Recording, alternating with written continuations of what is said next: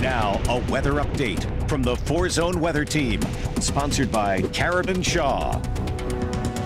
All right, well, let's get you up to speed here on where things stand right now in our area. News 4 Chief Meteorologist Chris Suchan. Now, let me tell you, I came into work here a little while ago.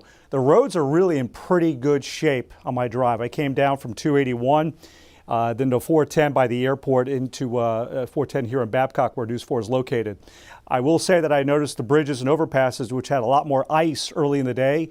They've been melting. They're wet.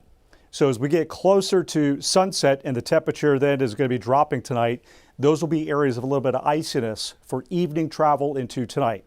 Otherwise, the rest of the roads, by and large, were pretty dry. Now, this is a look across our 4 zones. Up here in Kerrville, you're definitely going to see, after maybe some improvements where you had a little bit more accumulation up here, there are going to be patches of ice as the sun goes down, of refreezing if it has melted.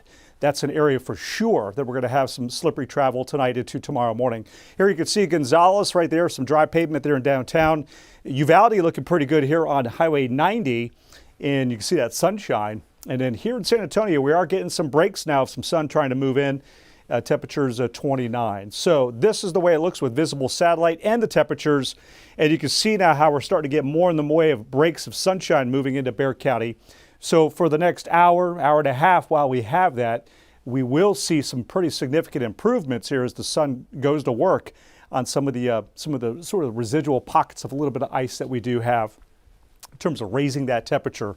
Still pretty cloudy in our eastern zone, and then a large area of sunshine, which we just saw there in Uvalde, and the temperatures here are above freezing, where there's been significant improvement. Also do note here, looks like a couple little flurries coming into Val Verde County. All right, the temperatures, here they are around Bexar County. Now we're getting closer to freezing, just above freezing there at Lackland. 29 in town, 30 there at Alamo Heights. And again, you see those few flurries out to the west. The big view, the big system is moving away. There it is with its impacts through the mid-Atlantic and the northeast. So this evening, we will see the temperature really drop off down through the lower to mid-20s later this evening. And then we go to the upper teens. We have the extreme cold warning in effect until noon Monday. That's the bigger storyline. There might be an ice patch or two, especially again, those bridges and overpasses that refreeze. But it's the wind chill as you get your day started. It's going to be in the single digits to perhaps near zero in some cases into the hill country. Dangerously cold weather where you think about hypothermia and frostbite concerns. These are some of the symptoms to recognize if you're going to be out early there in the morning. Of course, keep in mind, news4sa.com, our social media platforms as well, where we have continuous coverage for you.